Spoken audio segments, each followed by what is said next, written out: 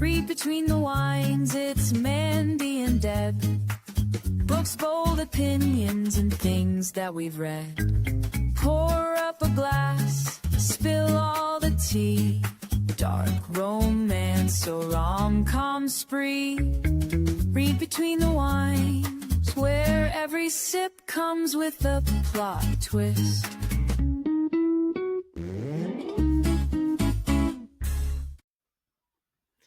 Hello, everyone. Welcome back to Read Between the Wines with Mandy and Deb. I am Mandy. And I'm Deb. And this is our second episode. Thank you all for coming back to take another listen. Today, we're going to be talking about dark romance. Woohoo! Deb is going to be taking the lead with this one because she is the resident dark romance girly here. Do love some dark romance, that's for sure. And since it's Read Between the Wines, what is our wine for the day? I am having some Sauvignon Blanc. Okay, very nice. I have a summer red. I don't know exactly what it is. It's fizzy, and it's got hold on, let's see. Fizzy and light wine style. Summer red, wine-based spritzer with natural flavors. Apparently, it has aromas of raspberry and apricot. Can you confirm? Sure. I'm drinking good old Josh Sellers. It's not as sweet as I thought it would be, so this might be okay. That's good. I figured, like red, dark romance. Whatever. But it's summer. I can't drink anything too. First of all, I don't like really red wine anyway. And it's so hot out. I can't drink a red wine. My God, I know. It's fucking hot as balls out today. I know. But this weekend, I had a golf tournament this weekend on Saturday. Started at, oh my gosh, we had to be there at the golf course at 6:45 to check in. Oh. I know. I know. Luckily, the course is not far. It's only about 15 minutes away. Yeah. So we picked up Dad, went, and then kind of stood around until it didn't start until 8:30. Oh. We all went out to... Yeah. Why'd you have to be there so early? Because I guess there were a lot of players and everybody needs to get situated. You have to get to your cart. They have breakfast there for you, which was really nice. So we found our carts, we loaded up, and then we get a little escort to drive us to what hole we're starting on. So we went out to the 10th hole, which is our starting point. You don't go to hole 1? Well, no, because otherwise it would take absolutely forever. So every team starts on another hole and then you just kind of circle around to keep things moving. Okay. Yeah. But we did pretty good. We shot it's best ball. You play best ball. So if you don't know golf terms, everybody tees off and whoever has the best shot, that's the shot you use. So everybody will just shoot another ball from where the best ball landed, and then so on and so forth. And we shot a 66. Par for that course was 72. So we did pretty good, I think. Wow. We actually used a lot of my shots. So I was very surprised. That's good. Yeah, I'm like, okay, I'm not just here to stand out and get a tan. I'm actually contributing to the team. Did you at least get to bring drinks? Well, the drinks were free with our ticket. So okay, that's nice. They just asked that you tip the girls that came around in the cart, which of course we would. Yeah. I mean, it's not like they had, you couldn't get mixed drinks or anything like that, but beer, sodas, waters were all free. That's good. Yeah. So it was good. It was fun. It was the first tournament I've ever played. I would definitely do another one because it's not serious. Everybody's there just to have fun. Right. Yeah. So what about you? What'd you do this weekend? Well, Gary went away on another work trip, so I was left to my own devices, and I went and I got tattooed on Sunday for about 5 hours. Wow. So I was out in the sun Yeah. for 5 hours. You were under a needle for 5 hours. Indeed. Yeah. It was good. I have to keep going a little bit more frequently than I used to, because if Gary might be potentially relocating maybe at the end of the year, so I want to get my leg completely done. I got one piece done like 15 years ago to no fault of his own. The artist, it faded a lot, and it didn't look that great anymore now that I'm older. So I started my calf when we first got down here. So now he's reworking my thigh one. So I'm hoping to have my whole leg covered. Ow. Yeah. And so what is it? What is the artwork is it all one theme, or is it a bunch of different things? Yeah, so my favorite video game of all time is Legend of Zelda. I play it on repeat. It's like Housewives of New Jersey. It's a comfort at this point. Yeah. So I was like, you know what? Like, that would be really cool. So I did that. Like I said, I started it when I was, oh God, was I 20 or 21? I think I was 20. Wow. And yeah, I got my thigh done at that point, and then I didn't get anything done for quite some time. And then my artist down here, he's incredible. If anybody is in the Charlotte metro area, go see Michael Hawkins. He is absolutely amazing. He's got his own studio in Noda, and he's just great. Absolutely wonderful. I mean, you've seen it, a little bit of it. Mm-hmm. I wasn't exactly sure what it was. Oh, okay, yeah.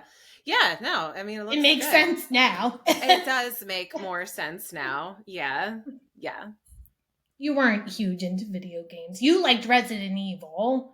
I do like Resident Evil. I wish I could get into video games. I'm very intimidated by the systems and the buttons, and I just get like very flustered very quickly. So yeah, I'm a big Nintendo person, obviously, and I think Nintendo's pretty user friendly for everybody. But I will say, like, they reworked the Zelda games to make them open world. It is so intimidating, because I'll start one thing and there's No, I was gonna say I played some of the Zelda games on Switch, I think. I played the remake of Link's Awakening. That I played. Because that was my favorite game on Game Boy when I was a kid. So when they remade it, I had to play it. And then I played, what was it, on the 3DS? I played Link Between Worlds. That was fun too. Mm-hmm. That's a great game. But those are like the only ones that I've really ever played. Yeah. When they made Breath of the Wild and Tears of the Kingdom, it was just, it's so much. Zelda used to be so linear, and now it's so open world, and I've got horrible ADHD, so I start on one thing and it goes sideways very quickly. But that's okay. Isn't that the whole point of an open world game? You can kind of just do whatever you want. Right. But also, I need a plan to, like, stay on track. Well, make yourself an outline. Right. Anyway. That's what I did. All right. Well, cool. I like it. I like it. At least we both did something this weekend and didn't have to come to the table with that. Didn't do anything. Right. Exactly. Like I normally would. Right. All right, let's get into our topic today, Deb. So you are going to be taking lead with this because, again, this is not my genre. I think I've read maybe a couple things, but so, okay, explain to us what makes romance dark. I think it's mainly either the MMC or the FMC, because they can both be equally as deranged as the other. Mm-hmm. So I think it's a little bit of that, and it's the nature of which things happen in said context. My dog is doing terrible things behind me right now. He's being silly. He read one of Deb's dark romance books and he's getting a little excited. I also forgot, while Boomer's doing that, I forgot to mention in the beginning of the episode, everybody, just trigger warnings. We're going to be talking about topics that might be a little bit uncomfortable, stalking, violence, trauma, things like that. And then also spoiler warning, the books that Deb's going to be talking about, we're probably going to give a little bit away of what they're about and possibly how they end. So just be aware of that. If you see a book that you want to read, maybe just check the timestamps and skip forward if you're interested in reading it and don't want it spoiled. Right. And we'll do our best to not give too many things away, but no promises. But the topics and what makes it dark are going to be totally on limits. And if it's part of the storyline, we're going to talk about it today. Right. Okay, so back to what makes it dark. What makes it dark? I think it a lot more of the undertones of it, like the themes to it. What kind are there taboo themes in it? Ethical choices in it. Like what kind of trauma that there is in it.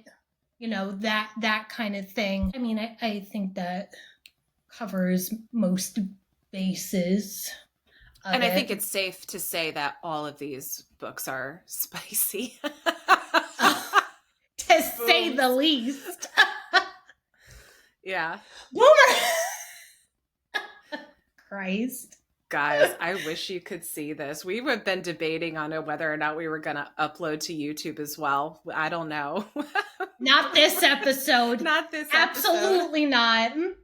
I have to leave the door open because if I leave the door closed, especially while Gary isn't here, this dog will do nothing but scream and cry outside of the door. So it's either this or he howls his head off. So we're going to have to take him. Yeah. You do your thing, Boomer. It's fine. We're not judging you, buddy. I am. So, like, when I think about dark romance, like, I automatically think of, like, the covers of the book where it's, like, a guy in a suit or he's either, so, like, I think, like, mafia or something that's, I don't know. That's why my mind automatically goes there for some reason. Yeah. And there are a couple of those types of books. Sadie Kincaid writes a lot of mafia romances. And for the sake of, I've read some really dark shit. Okay. So I would put Sadie Kincaid in, remember we were talking about diet dark romance? Yeah. I consider her between like diet dark romance and like normal dark romance. Okay. So there are levels to the darkness is what you're saying. Oh, 100%. Some of these books that I have written down that I have gone through, one of them in particular is probably the darkest that I have experienced so far. Okay. And I'm sure there's way darker, obviously, but I'm a little bit newer to the scene. But I mean, right out of the gate, page 10, I was like, what's happening? I was like, we just went from 0 to 3,000 in about 2 seconds. What is happening? And that book is called Feather So Vicious. Wow. Talk about grabbing you from the beginning. Grabbing you by the balls? Yeah. All right, well, let's talk about some of them. Let's talk about some of your reads that you want to discuss as far as dark romance goes today. So what's up first? So maybe let's keep it a little bit on the lighter side, and we'll go down the levels of darkness. Okay. I think that Butcher and Blackbird, Leather and Lark, love this whole series. Okay. The tones are dark, right? Because we're talking about Sloane and Rowan, who basically just go out and they're killing people. They're killing the bad people. Right. But they're still killing people. Yeah. I mean, I guess you could put Vigilante still in a dark category. Yeah, I would say so. I think that if you want to dip your toes into dark romance and darker themes and darker tones, that is a good way to start. That and Sadie Kincaid. Sadie Kincaid writes a lot of, like I said, mafia romances. She's got a reverse harem out, which is called The Perfect Fit, which is one of my, oh my God. So good. Not really too dark. Unless you consider reverse harem dark. Right. Maybe. It's a little taboo. Right. I think that falls maybe under the taboo category rather than, yeah. But still, that kind of counts. Okay. The Butcher and Blackbird series, I read the first two. The first one was fine, I think, for me. Not super memorable. The second one... You hated Leather and Lark. Guys. You hated it. The epilogue just did me in. I was so not for that, everyone. But, like, it wasn't even part of the main book. I know. Like, did you like the rest of the book? Did you like everything up to that? Or were you kind of like, this is snooze fest? Wait, you have to remind me now. Leather and Lark, what's the premise again? So it's Lachlan and, I apologize. Are they in a marriage of convenience? It's, yes. Okay. It is Lachlan and, her name's in the title, Lark. Shut up. Oh my God. So it's about Lachlan and Lark. Lachlan and Lark. That's probably why it was so confusing, because their names are so similar. It's like, it can't be that. Correct. And they enter into a marriage of convenience, and she's a singer-songwriter. That's right. Okay. Yes. He's a leather worker. Okay, I remember now. Yeah, the story, I feel like I didn't mind it so much, but again, that epilogue just did me in.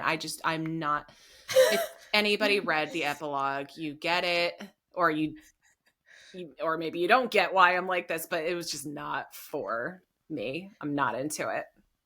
Mandy's not here for the pegging. I am not here for that.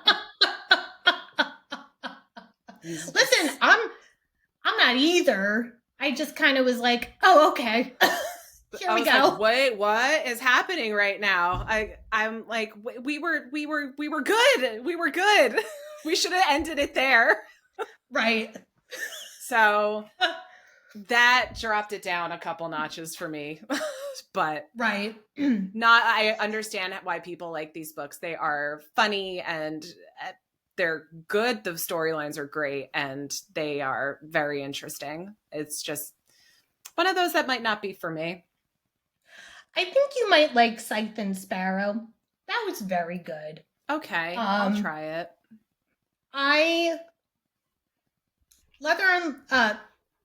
Butcher and Blackbird and Scythe and Sparrow both made me laugh so hard. Yeah. And I kicked my feet for all of the moments of anticipation and the build-up and everything. Like, those two were done very well. I can understand why Leather and Lark might not be for everybody. It's a little bit slower. Mm-hmm. Although I do love the fact that Lark is somebody who collects her victims, whatever it may be, toes, fingers, eyeballs, whatever, Yeah. and she makes them into art. Yeah. That I kind of also thought, I was like, not what I love would it. do with that, but okay. You do you, girl. They're trophies. My books are my trophies. But again, Yeah. I'm not going around killing people either, so you know. Right. We got to announce that we don't go around killing people. We do not go around killing people, guys. But yeah, I mean that is a series that I would recommend people dip their toes into. Mm-hmm. As well as some Sadie Kincaid. Like I said, she writes a lot of mafia romances. There's some darker themes in there, like kidnapping and trauma and forced marriages, arranged marriages, that kind of stuff. She does have, I'm trying to think of if there were situations where somebody might have lost a baby at some point. Like I'm trying to, it's been a while since I've read a Sadie Kincaid book. Yeah. Chicago Ruthless is great. Manhattan Ruthless is great. The Perfect Fit, while it's not super dark, it does have the reverse harem aspect. She is a delivery worker and she's dropping off a package and she meets this one guy. They end up seeing her at a bar and he invites her back to their penthouse, and it's these three guys, three multi-billionaires that all live together, and she just gets to have her pick any night of the week. It's great. Sometimes all three. It's wonderful. Oh my gosh. It's actually a very well done story, in my opinion. Okay. I loved the whole story. Who she is, how she got there, her backstory, the three billionaires' backstory, what kind of happens. Again, not super dark in the fact that like she's been through like this horrible trauma and these men are like there to be like her knights in shining armor. Right. But I don't know, like it's just, I thought it was an incredible story. Okay. All right. I've read some of Luna Mason's stuff. She's done the books like Detonate. I only got like 2 books in. I wasn't a big fan of Luna Mason. Not so sure yet. Also, the God of Pain series, Rena Kent. Okay. I can appreciate an author that likes to put some like dabbles of inclusivity into their writing. Now the cat's going wild. I feel like she drives home a little bit too much of someone who, the FMC in particular, it's like page after page she has to announce how she's neurodivergent. And listen, like that's great. Okay. I appreciate that. But I feel like when you have to keep repeating it, trying to convince us about things. But that one is, it's pretty dark. She is somebody, I think she's someone who her friend had killed himself and she took on the blame for it. And then this one guy who was at the same school, it also takes place at like a boarding facility college setting, and he just like stalks her constantly. And I mean, I love a good stalker romance, but he was just like, ugh, I don't know. He gave me like real bad vibes. Not like Zaid Meadows. Zaid Meadows gives me the good vibes.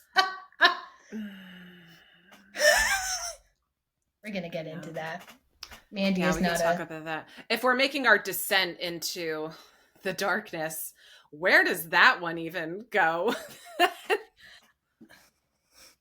All right, so we're not ready for that one yet. We're not ready for that one yet then. Okay. I mean, I don't know. I feel like I would put it mid for the things that I've read. Okay. All right. I think Haunting and Hunting Adeline, I'm putting like in the middle. Before I get into that, another series that I also think is very good for beginners to get their feet wet into dark romance is 100% Lights Out. You read that. You loved that one too. I loved that one. I think anybody who's read Lights Out really enjoyed that book, especially the audio. You have to do this book on audio. It is so good and funny. It was excellent. Excellent. Josh and Allie are two of my favorite dark romance couples. Josh and Allie are great. Yeah. That was a really, really good book. And not to get onto another topic, but I just have to say it, and you're probably going to yell at me, but made me so excited for Caught Up. I was so excited for Caught Up. And I'm sorry, everybody, but I was so let down by that book. I was really very upset with the direction it went and the story. I just did not like it. I think we're probably going to do our own episode on that because Deb and I have very different opinions about it. So I think it would make for a good episode, but fair warning, it was not my favorite. Not my favorite at all. I mean, and I can understand like some of why you did not like it as opposed to Lights Out, but again, I think we'll do our own episode on it since Caught Up was such a highly anticipated book.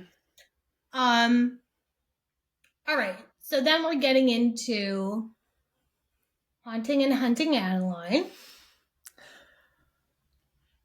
I will admit, Haunting Adeline, I was like, well, can't get any worse than this. Boy, was I wrong. Yeah, way wrong. Yeah. I enjoyed Haunting Adeline. I was okay with Hunting Adeline. I was okay with Haunting Adeline. I was so not okay with Hunting Adeline. Yeah. And also, I read these books very, very quickly because it was all anybody was talking about on TikTok. And when it's literally coming up on your feed, like every other video is about this book, it's like, okay, fine, I will read it because I need to know what everybody is talking about. So I kind of went into it knowing that these were not going to be exactly for me. So I'm like, let's just speed read through these. I think because I read them so quickly, I really didn't get the whole backstory with the grandmother. I really had no idea what was going on there. Yeah. So I listened to Haunting and Hunting Adeline, and I think I listened to them all within I think I listened to both books within 4 days or 5 days or something like that because I had it on like all the time, especially during work.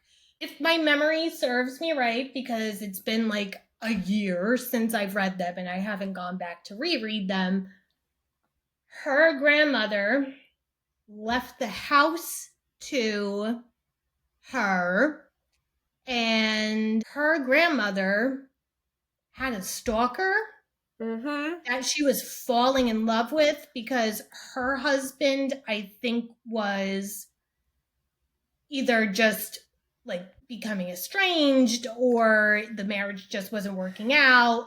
So she finally was like, I'm going to go be with my stalker. And I think that so it kind of did mirror like present day. And so maybe that's why it just really didn't stick out to me as anything different, because it was just very similar. Right. There was connections and a point to her. So she did tie it in, which was, I think she tied it in pretty good. Of course, my memory is terrible, so I can't remember everything, but I've heard very good things about all of H.D. Carlton's other books, like Where's Molly? Molly is referenced in Hunting and Haunting Adeline.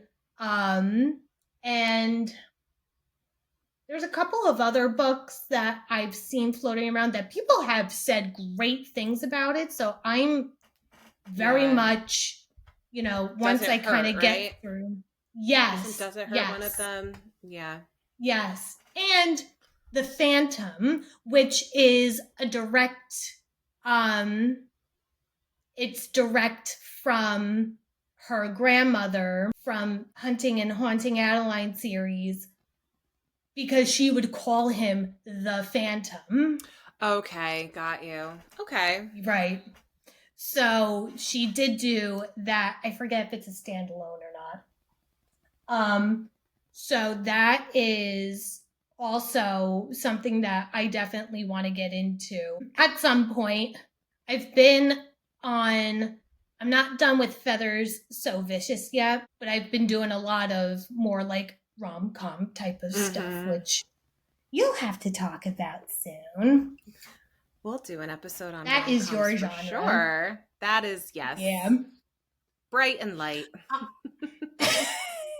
Listen, that is really good, especially after reading something like Credence. No. Okay. Mandy is not touching that one with a 10-foot pole. It's her step-uncle. They're not even related. Care.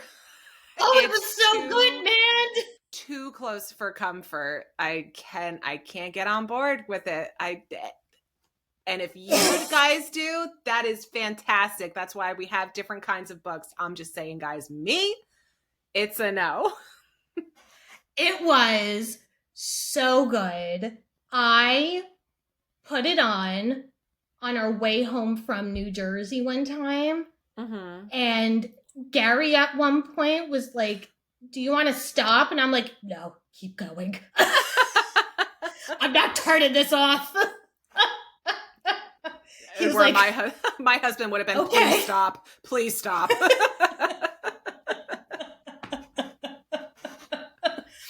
So my husband is also a very big audio book fan.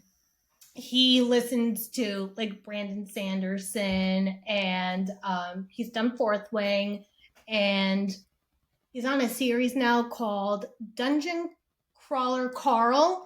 It's so funny and it's so out there, but it's so good. So he usually puts an audiobook on because I'm a passenger princess and I don't do any of the driving. And I'll just put my headphones in and listen to whatever I want to listen to. So that's why like Credence went on and I was just like, oh my God, I'm sucked in. I think we should have Gary on for an episode to talk about Brandon Sanderson as an aside from dark romance. But I just was thinking about it and I wanted to get it out there. I've heard a lot of people talk about Brandon Sanderson and I think it's a very intimidating series to get into. So I think it would be great to have him talk about it. Yeah, he loves all of Brandon Sanderson's stuff. He's done, I think he's read everything so far. Okay. And Gary is high fantasy and no smut, except for Fourth Wing, of course. But, I mean, Fourth Wing, it's not like that. It's really not. No, I don't think so. I don't think pretty so tame. either. Yeah. So yeah, definitely if we decide to do an episode like that, he would love to. He would absolutely love to talk about Brandon Sanderson. So a couple of my other darker ones that I have read is I'm almost done with the Lords series, which is by Chantal Tessier. I did not think the first one was too spicy, but The Sinner was almost too much for me. I almost didn't finish it. Really? That one was heavy. It's got heavy drug use and heavy. This whole series takes place within another school setting. Okay. And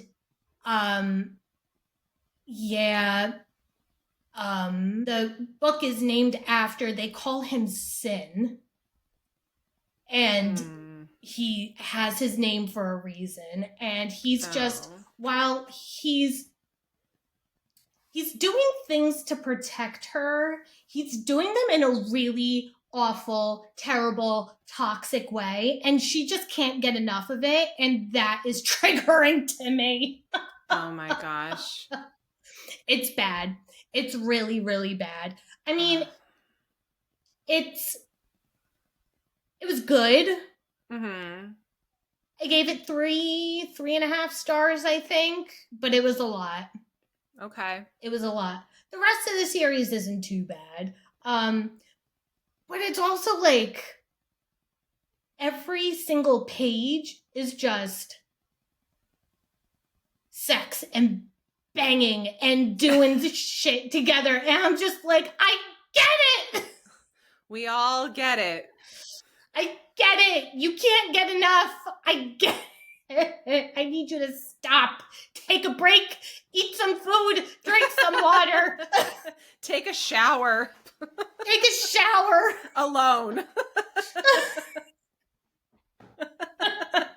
Go for a walk. Clear your head or something. This man is no good for you. Oh my gosh, that's funny. It's good. It's a good series. I understand the hype because it's all like these giant, jacked up, 6'7" college men with tattoos and family money. I mean, who doesn't love it? But they're just bad people. Like they're actually bad people. Okay. The only good part about it is that they end up doing anything and everything that they can basically to keep their women safe. And like that's great. That's great. But like to get to that point when they're like, oh, she's the love of my life, I'm like, it took too long to get here. Okay. I get that. Like, and then when it finally gets there, it goes from, I hate you to, oh shit, no, I don't. Okay. I'm just there's no in between. Okay. There's no kind of build up to the relationship. It's kind of just like, we're not, we are. It's just very black and white. There's a lot of also arranged marriages and stalking and I don't know if they're considered like mafia ties. They're all within like this secret society type of thing. Which they don't it's not the mafia, but it kind of is. It's mafia adjacent. Okay. So, but yeah, so I haven't finished that yet. That is, I think I only have 2 books left. And then, how do we feel about Disney retellings? I did one and I hated it. So that's how I feel about it. I'm so okay. You guys are going to think I'm such a Debbie Downer. This is not the episode to get to know me or get to like me. Sorry, everybody. I sound like such a, I don't even know what the word is, but you're like, oh man, she hates everything. But what did I do? What book did I read? I read it was a Peter Pan retelling.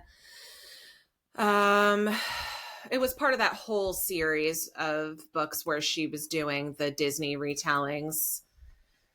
What is it called? Hooked. You read Hooked. Yes, I read Hooked, and I was not hooked.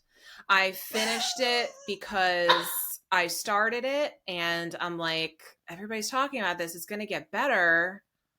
And I mean, it was fine. There was nothing really wrong with it. Again, just really not for me per se. Okay. I don't know.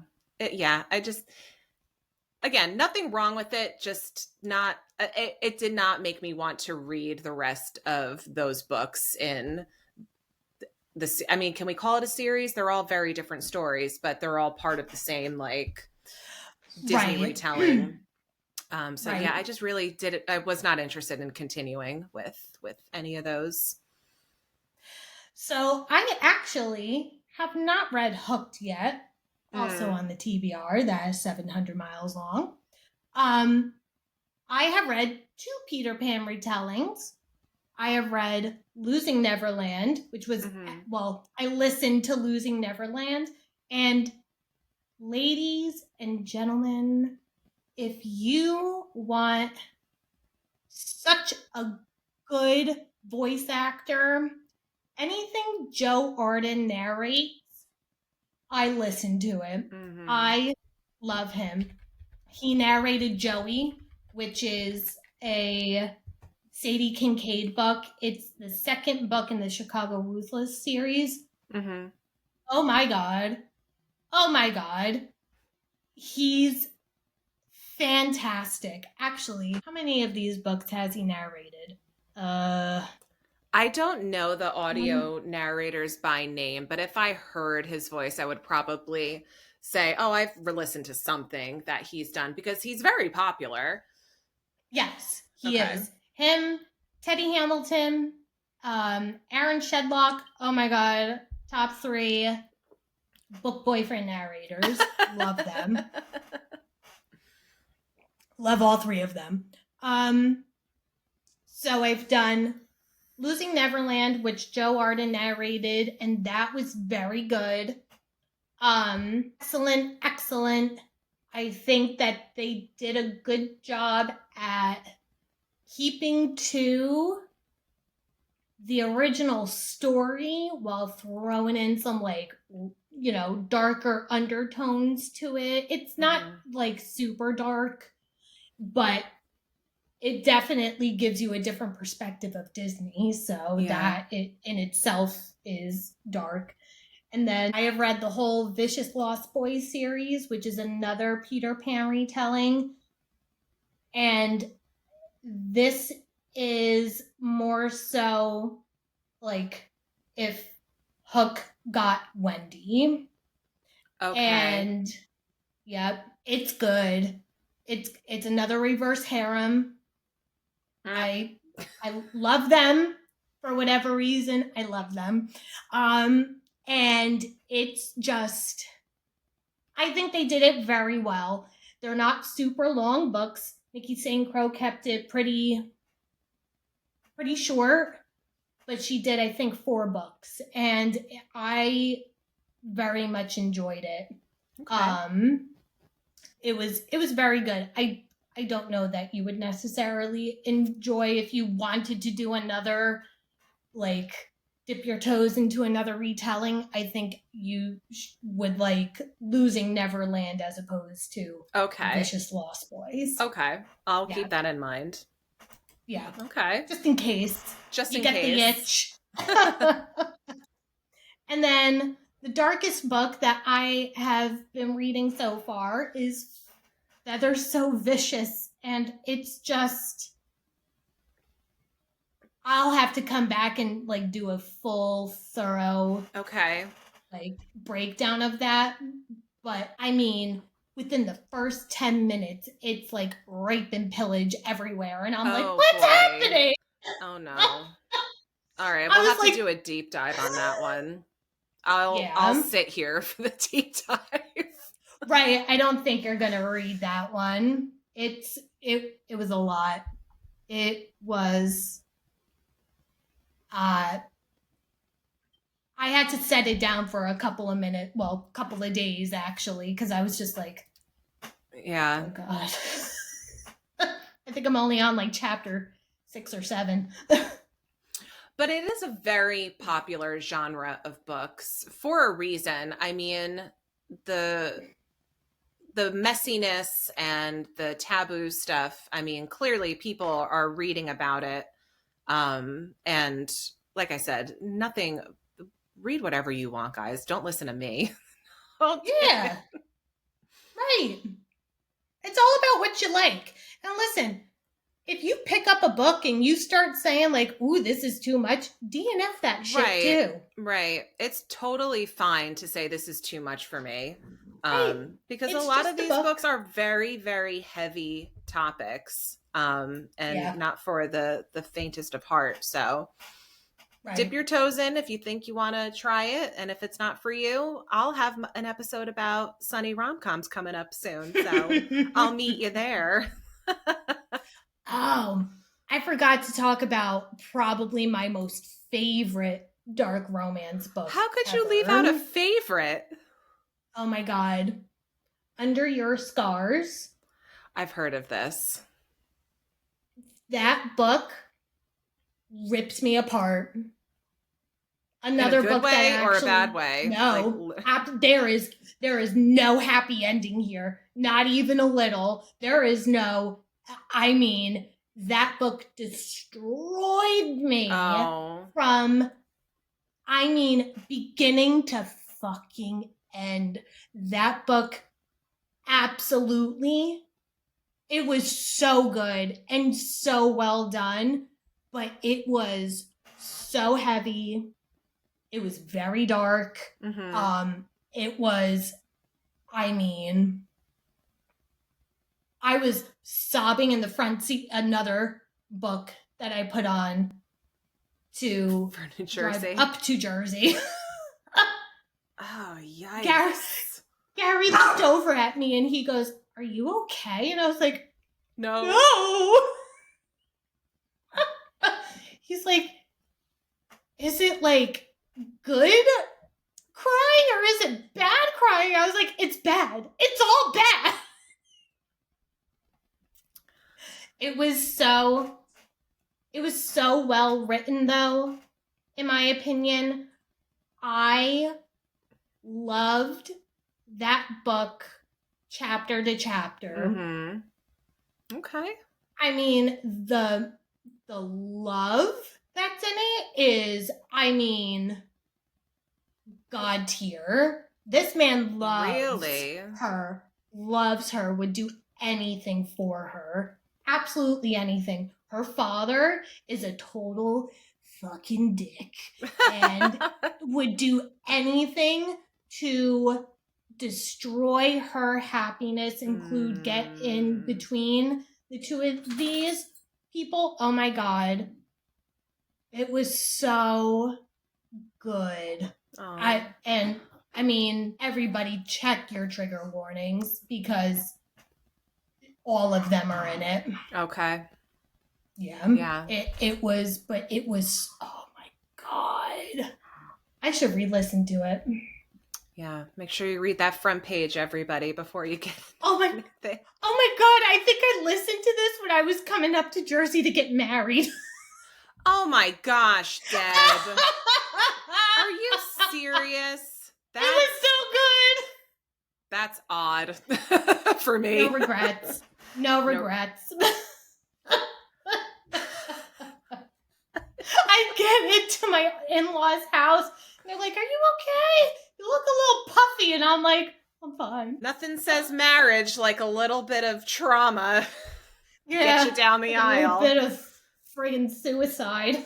Oh my goodness. It was good. It was real good. Okay. All right. But yeah. Again, everybody, check your triggers. Check your triggers. If it's too much, put it down. All right. Well, so like real quick, out of all the dark romance books that you've read, who are you peeing? No, I'm pouring my seltzer into my wine glass. Sorry. I'm kidding. All right. So out of all the men in the dark romance books that you've read, who do you trust the most and who are you running away from the fastest that you can? Ooh.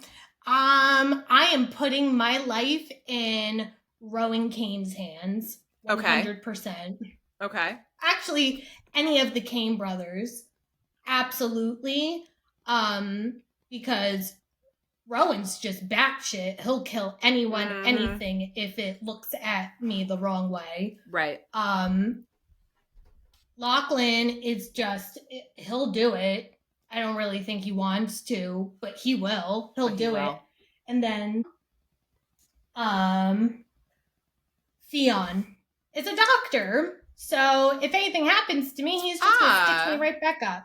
Okay. So, absolutely. I 110% would trust any of them with my life. Okay. And who are you running away from the fastest? Any of the lords. Okay. I can't handle that. Okay. Fair enough. I can't handle someone who just wants to keep going at it. Absolutely not. Oh my God. I'm old. Oh my God. You are so funny. Learn a lot about Deb today here, everyone. Poor Gary. Oh, he's fine.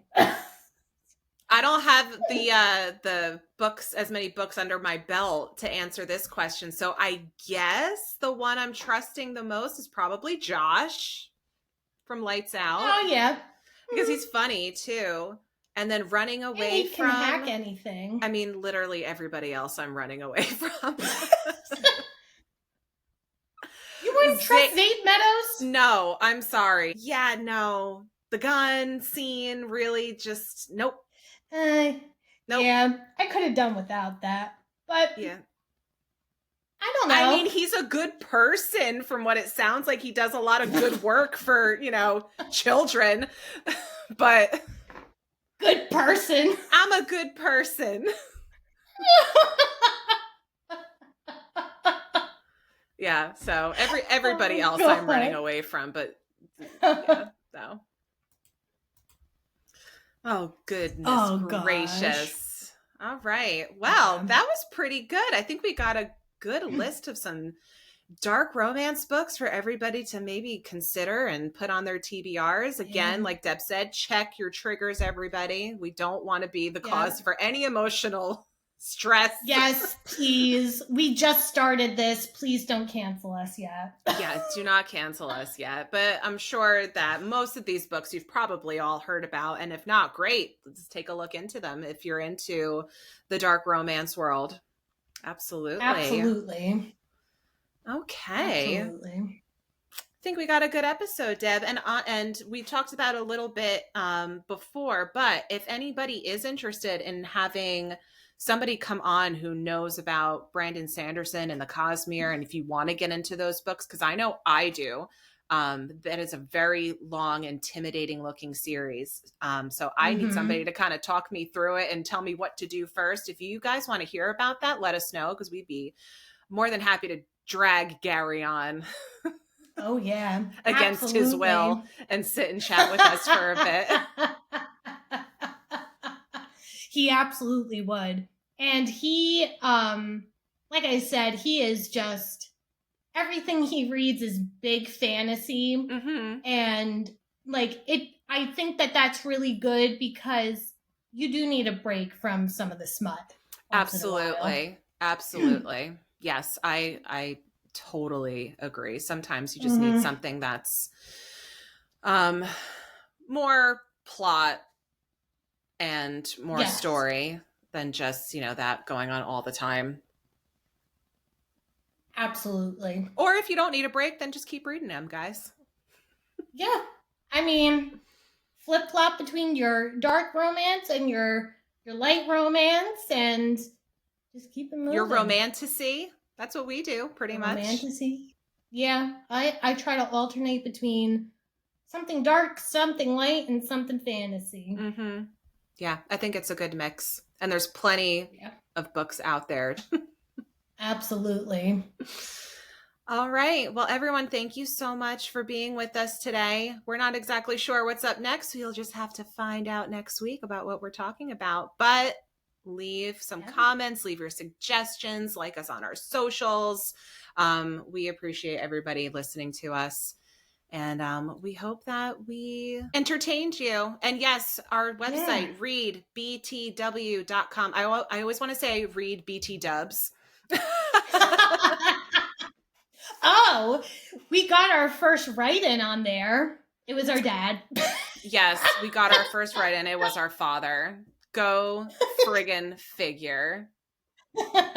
He's supporting. He wants to know if we read Stephen King. So Dad, to answer that question, I've read one Stephen King book. That's all I gotta say. Very long, very lengthy. I think my brother-in-law has read, he's got a whole series out. I think it's newer. I'll have to find out. But he said it was very good. And I'm pretty sure I read it at one point, and that's what did it for me for clowns. Yeah, it was the book that I read, and